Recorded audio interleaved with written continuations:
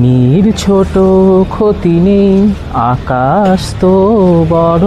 এখন আর ছোট নীরে চলছে না, এখন মানুষের সব কিছু বড় চাই। তাই আজকে যে প্রপার্টিটার সন্ধান আপনাদের দেব, বিধান পার্কের মধ্যে 1766 স্কোয়ার ফিটের আমরা গ্রাউন্ড ফ্লোরে একটা প্রপার্টি দেখব, যেটা হচ্ছে গড়ের মাঠ। হ্যাঁ, গড়ের মাঠই বলা যায়। এটা আপনারা রেসিডেন্সিয়াল পারপাসে তো ইউজ করতেই পারবেন, এছাড়াও আপনারা যদি চান তাহলে এটা কমার্শিয়ালে কনভার্ট করে কমার্শিয়াল পারপাসেও এই প্রপার্টিটা ইউজ করতে পারবেন।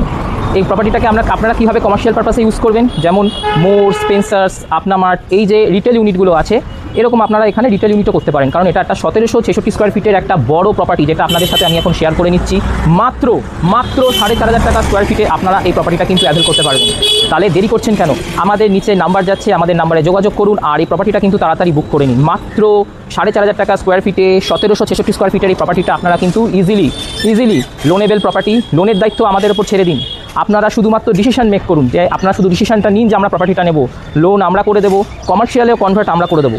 যদি আপনারা মনে করেন যে প্রপার্টিটা কমার্শিয়াল পারপাসে ইউজ করবেন, সেটার দায়িত্ব আমাদের উপর ছেড়ে দিন, আমরাই করে দেবো, এই প্রপার্টিটা কমার্শিয়ালে কনভার্ট করে দেবো। আর যদি আপনারা রেসিডেন্সিয়াল পারপাসে প্রপার্টিটা ইউজ করেন, তাহলে অতি উত্তম। একটা বড় প্রপার্টি 1766 স্কোয়ার ফিটের মাত্র 4,500 টাকা করে স্কোয়ার ফিটে প্রপার্টিটা কিন্তু ছেড়ে দেওয়া হবে। আপনারা এই গ্রাউন্ড ফ্লোরটা পুরো দেখতে পাচ্ছেন, এখান থেকে শুরু করে যতটা আপনাদের দেখাচ্ছি, এখান থেকে শুরু করে পুরো এই যে আপনারা পুরো এন্ডটা দেখছেন, এই পুরোটা আপনারা পেয়ে যাচ্ছেন কিন্তু। আর পিছন দিকে তো আছেই। আপনারা যখন আগে ভিডিওটা দেখবেন তখনই বুঝতে পারবেন যে কেন এই প্রপার্টিটাকে আমি গড়ের মাঠ বলছি। একদম গড়ের মাঠই এটা।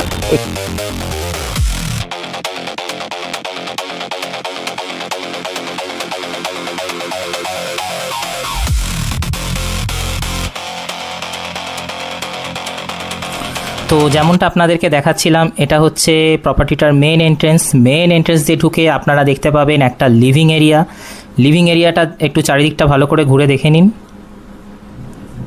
তো এটা হচ্ছে লিভিং এরিয়াটা, আর ঠিক অপোজিট সাইডে একটা পেয়ে যাচ্ছেন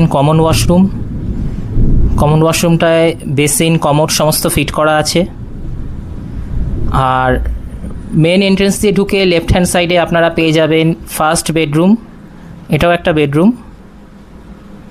প্রপার্টিটা কিন্তু ভালো করে বুঝতে হবে, টোটাল 5খানা রুম পাচ্ছেন। আবার মেন এন্ট্রেন্স থেকে অপোজিটে আমরা চলে যাব, সেটা ডাইনিং স্পেস। আর এটা হচ্ছে দেখুন ঠিক অপোজিটে একটা বিরাট বড় হল ঘর। তাহলে এটা গড়ের মাঠ হলো কি না আপনারাই বলুন। হলঘরটা দেখুন কত বড়।